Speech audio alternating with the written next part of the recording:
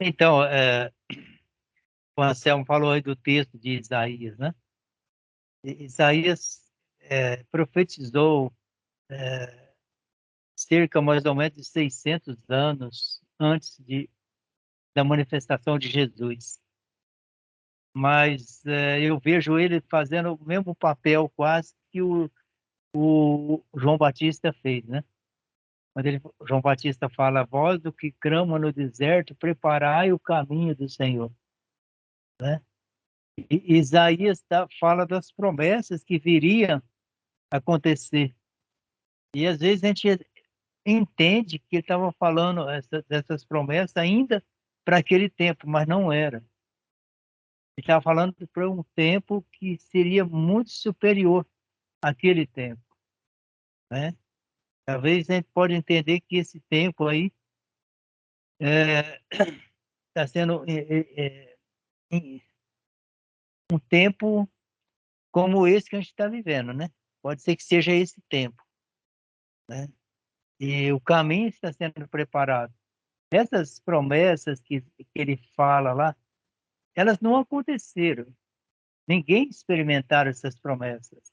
Elas ainda estão por experimentar, né?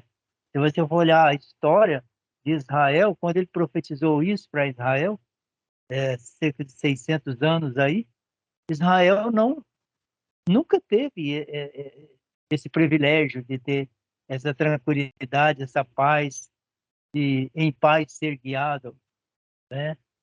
E ser aplaudidos, né? Eles não tiveram isso. Isso é uma promessa que é para os filhos que está se levantando, os filhos que estão se levantando. Eles que vão é, experimentar de primeira mão essas promessas gloriosas aí que Isaías profetizou, né? Mas é muito bacana a gente observar isso e fazer menção disso, porque isso renova as nossas esperanças.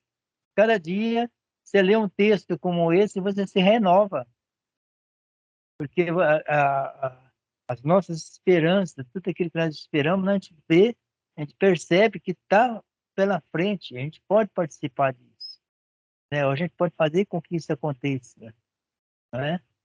E essa é a vontade de Elion para nós. Essa é a vontade de Elion em Cristo Jesus para nós, né? Então, é bom que a gente esteja ligado nisso e esperançoso, né? Todos os dias, de manhã, né? A gente tem um banquete, como a Ribonete falou hoje, né? É um banquete de manhã, um ótimo café da manhã aí, né? A gente tomar. Porque isso reforça,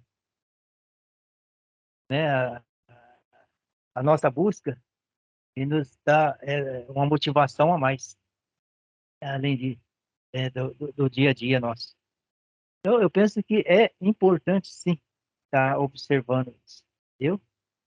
E o momento, nossos dias, hoje está sendo muito precioso, porque a gente não está apenas indagando sobre coisas, a gente já está experimentando, começando a experimentar. A questão do reino, hoje, falar do reino não é apenas ser, falar daquilo que já ouviu, que pode acontecer, mas já experimentando, que é na nossa consciência, né? Primeiramente, ele está em nosso consciente. Ele tem a consciência de que ele reina em nós, né? O seu reino tem domínio sobre nós, né? Então, isso é algo importante para nossos dias, né? A gente ter essa consciência. Mas ainda não foi estabelecido, ainda não aconteceu tais coisas, isso. Não importa, não interessa. Não interessa. Interessa que em nós ele já existe. No meu coração ele já existe. Na minha mente ele já existe. O meu espírito me fala sobre isso, né? Eu tenho essa convicção comigo. E isso é fato, um fator assim, que desperta em nós esse, essa realização, né? Essa busca intensa para que isso aconteça na totalidade, né? Mas aqui, ó, no nosso consciente, já existe. Eu tenho consciência disso, né? Então, todas essas promessas, quando eu leio alguma coisa disso, eu não tô olhando se aconteceu, se não aconteceu, mas eu estou vendo que elas vai acontecer nos nossos dias ou nos dias futuros, mas está pela frente. E é isso que faz a gente caminhar com intensidade aí, com disposição, né? E está animando uns aos outros. Eu acho que é importante a gente estar passando essa mentalidade para todos do grupo, né? Nossos jovens, inclusive, porque coisas que está reservado para todos aqueles que o Papai do Céu levantou e chamou, né? Então vamos experimentar isso junto, todo mundo junto. Nós acreditamos junto, como um só corpo. Isso é fundamental para nós, né? Eu acho que até é o fruto daquilo que nós acreditamos, é o fruto da nossa fé e da nossa intensidade, né?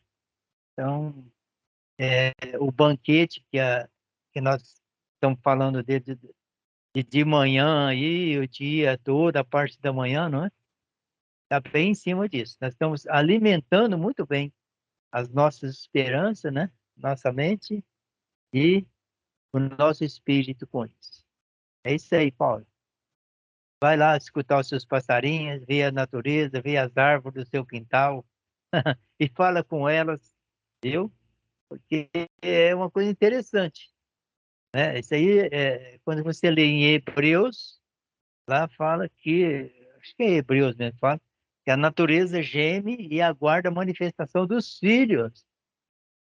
Elas estão cativas, estão em cativeiro, sendo mantidas em cativeiro, né, sendo escrava do sistema, não voluntariamente, elas a sujeitaram por causa do homem, né? Enquanto está falando sobre isso aí, eu estava imaginando, ela viu a nossa criação, a natureza viu quando Deus estava fazendo o homem, tecendo lá o ser humano lá um- no barro, né?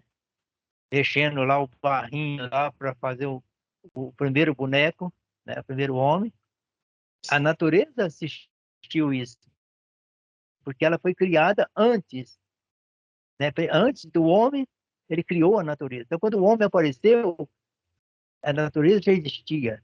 E ela sabia muito bem que aquele que estava sendo criado é que ia ter o controle de tudo, né?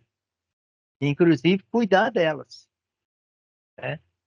Então, quando fala lá que as árvores do campo aplaudirão, por quê? Porque ela está vendo aquele homem, aquele bocado de barro lá que foi tecido lá, né? Ele tendo esse domínio, e elas têm respeito por ele, né? E ela sabe que ele tem o controle dele, e vai tirar ela do cativeiro. Então, é esse homem de hoje, esse homem em Cristo Jesus, é esse homem que a natureza aplaude. Viu, Anselmo? As árvores do campo vai aplaudir, vai bater palma, viu? Quando Ah, você andar no poste lá de Caxambu, tomar daquela água milagrosa, e vai ver aquelas árvores bonitas, centenárias que tem lá, né?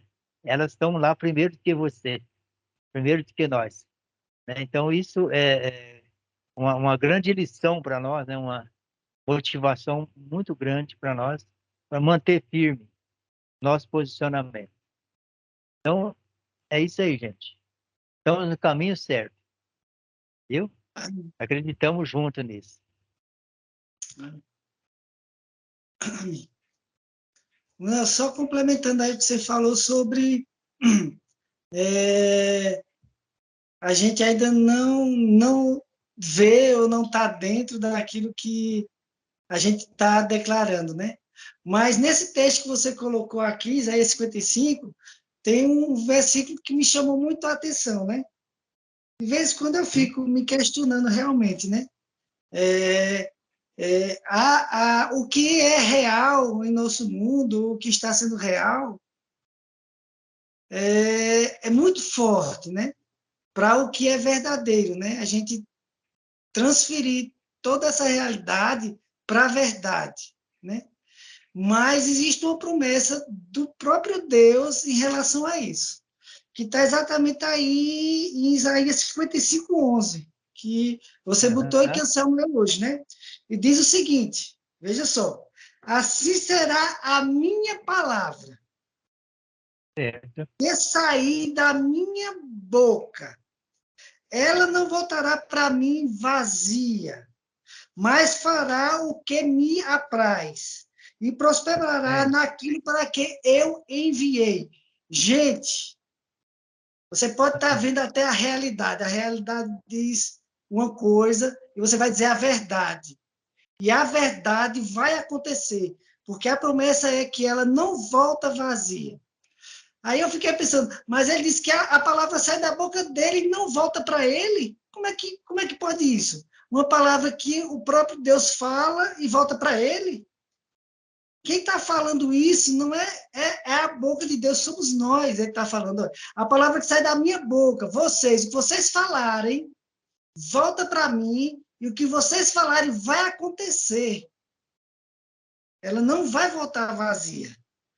E ela fala aí, mas fará o que apraz e prosperará naquilo para que enviei. Gente, tudo que a gente falar, tudo que a gente profetizar, a gente também não vai falar besteira, não, gente. É falar o que o Espírito Santo de Cristo Jesus coloca em nossos corações e nossas mentes para ser declarado, né?